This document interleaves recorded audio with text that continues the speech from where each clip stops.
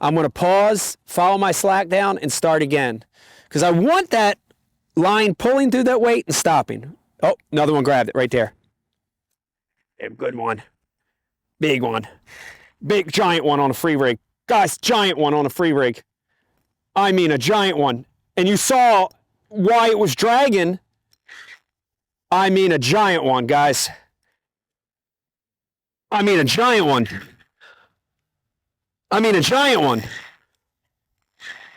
I mean a giant one on a free rig, guys. I mean a giant one, guys. I mean a giant one, guys. I mean a giant one, guys. Ah! Ah!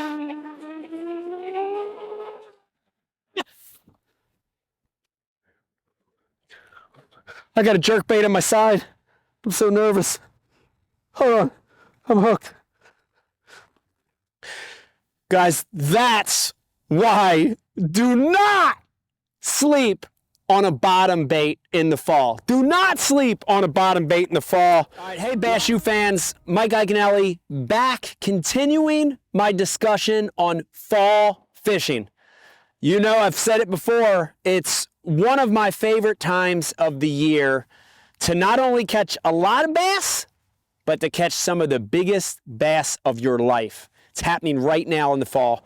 Look behind me, leaves are changing, water temperature's cold, I'm cold. We're in the fall right now. In that last series, you know, we talked about my top 3 favorite fall hard baits.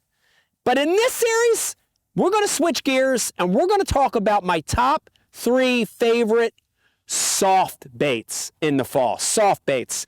And, you know, they're the same, but different. Here's how they're the same. You know, when I'm picking my top 3 soft baits for the fall, I'm going to break it down exactly like I did for my hard baits. I'm going to give you my favorite soft bait for fish that are relating to the top of the water column, right? From the surface to a foot or so down, fish that are feeding high, I have a favorite lure. Then I have a favorite soft lure for fish in the fall that are feeding in the middle of the water column, right? Those suspended fish in the fall, I've got a favorite soft plastic. And then last but not least, I've got a favorite soft bait in the fall for fish that are feeding down.